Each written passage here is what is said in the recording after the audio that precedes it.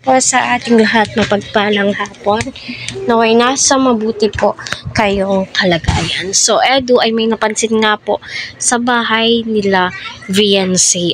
So, ano nga ba iyon? Unang-una, napakaswerte po ni Viancy sa mga taong sumusuporta po sa kanya. Dahil, grabe no, gumaganda po ang views ng EDC. Naway, magkaroon na naman po sila ng million views. Grabe po yung pagmamarathon. Tuwang-tuwa nga po ang mga viewers sa Facebook. Aside nga po doon, doon po tayo sa Facebook page po mismo ni Kalinga Prab, and especially sa mga nagre-reels dyan. Grabe no.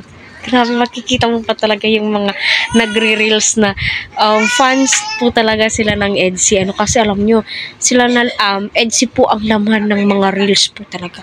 Alam nyo naman po, active din po ako sa Facebook.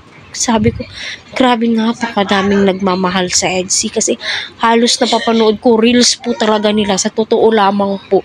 Kaya patuloy po natin suportahan si Kalinga Prab, Kuya Val at ang buong team. Huwag po natin skip ang kanilang ads para sa ganun nga po ay marami pa pong kababayan po natin ang kanilang matulungan and syempre ang kanilang balingap. So ano nga ba yung napansin ni ads sa tahanan nila Viancy? Unang-una para sa akin grabe very abundant na po talaga yung bahay nila Viancy, punong-puno ng laman. Grabe, napakaraming blessings ang dumarating kila Viancy, mabiyaya man, financial man, material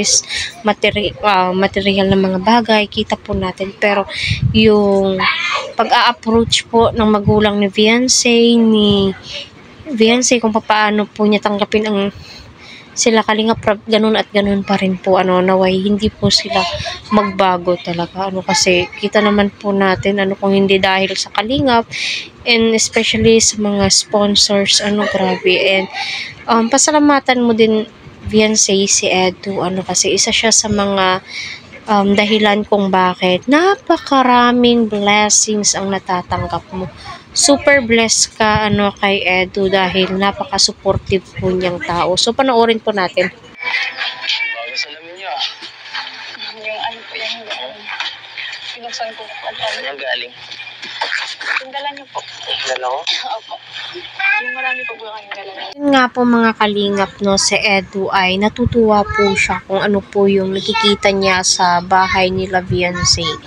Lalong-lalo na po sa mga ibinibigay po ng mga sponsors, kung nakikita nila Edu, na ginagamit po nila. Parang ang saya sa puso, yung mga pinapahalagahan mo, yung mga ibinibigay sa'yo, napakaswerte naman po talaga. At napakasarap balik-balikan or napakasarap magbigay uli, no?